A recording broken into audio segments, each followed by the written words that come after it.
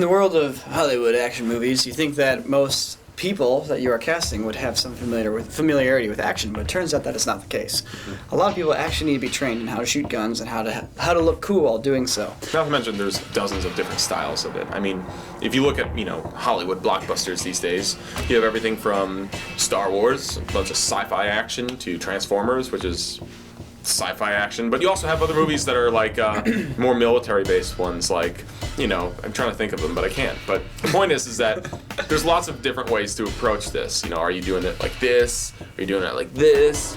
Are you doing it like this in slow motion? I mean, there's a lot of ways to do it, but we're doing something that is very military-based, so we needed our actors to have that military kind of style to the way they moved with weapons and fought.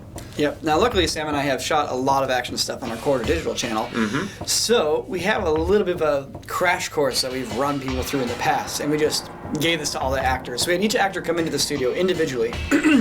We'd hand them an airsoft gun, and we'd go over all the ways to hold the gun, the ways to look cool while doing it, the ways to enter rooms, how you need to consider the space around you when you're entering a gunfight.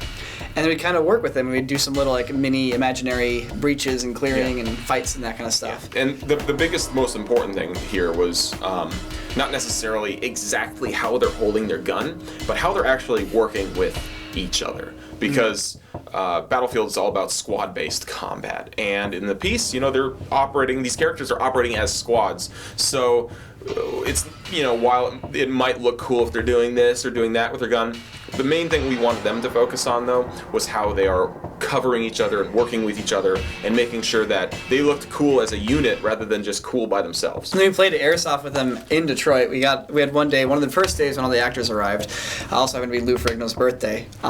We had them all come together at a paintball place, and we played airsoft. 3v3, 2v2. It was pretty fun. Yeah, just get them into the idea of here's how you move, here's how tired you get, here's how you handle corners, here's how you have to communicate with people. Because big thing is volume. If you're in a fight and you have to yell at somebody, it's like until you're at, even just playing airsoft, until you're at one corner of a building and you need to yell to somebody at another corner of a building, you don't quite know what volume you need. Are you freaked out yelling at the top of your lungs? Can you just talk? Can you whisper? What works, what doesn't? How fast do you have to talk? Do you have to look at the people behind you? It's just all these little things that you just do it a couple times. You don't have to do a 10-day boot camp thing. You just do these things a couple times, and at least you have an experience you can fall back on and something you can think about, at least for some context and some grounding. Yeah, playing airsoft with everybody was very crucial, though, because we got them to actually kind of communicate and walk and move together and kind of understand, how to move.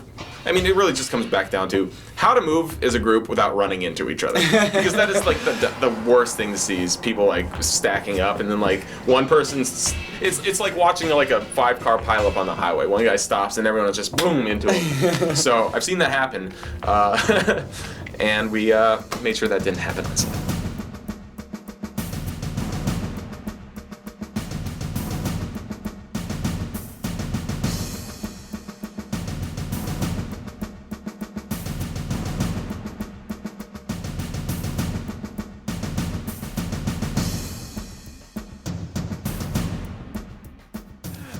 Okay, so we lost pretty hard. Nico ran and I got shot. I fell over a root and surrendered. Directors just got directed! We've been working on YouTube videos over the last few years, and those have been consisting mostly of very short, small pieces, 2 minutes, crews of only anywhere between 2 to 10 people, and everything is very, very small. So we've kind of developed our own style. But working on this piece, obviously, the crew size has exploded, and on set we've been working with 40 people. Now, this isn't just 40 people we found, randomly on Craigslist, and just, we weren't asking people's, nephews and friends of friends to help. Everyone on set for this piece was a professional. We are in Detroit, Michigan, which has been home to a number of humongous films over the last few years, one of the most recent ones being Batman vs. Superman. So when we hopped into town, a lot of our crew had just come off of that set and other large movies. So everyone was very experienced, everyone was very professional. And so for us to kind of come onto a set with that type of crowd, it was a very, very different experience than what we were used to working with. Mostly because when we're doing stuff by ourselves, we're doing everything. So we're used to going, all right, we're gonna hold the camera, we're gonna direct the actors, we're gonna fix the costumes, we're gonna drive the vehicle to set that we're gonna need to do. Heck, we're gonna drive to the store and pick up some snacks and Gatorade for everybody.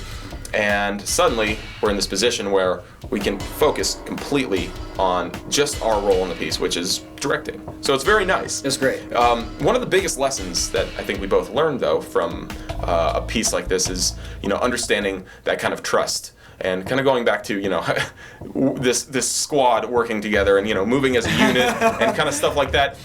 That was the kind of training we had to go through, except with the whole crew now. Because, and with each other, actually. Yeah, because it's a thing where, we have a lot of moving parts and a lot of things happening every single day. And realistically, we can't do all of that stuff. So it was, a very good learning experience, I'd say, for us to kind of, delve into this and, really just let these professionals, do what they do. So it took us a little bit actually to get there. And in the first few days, we kind of were putting our hands in everything a little bit, just because that's how we've grown up learning how to make films. And so we had to kind of unlearn all these things we've been doing over the last few years to, really, take advantage of what we had before us.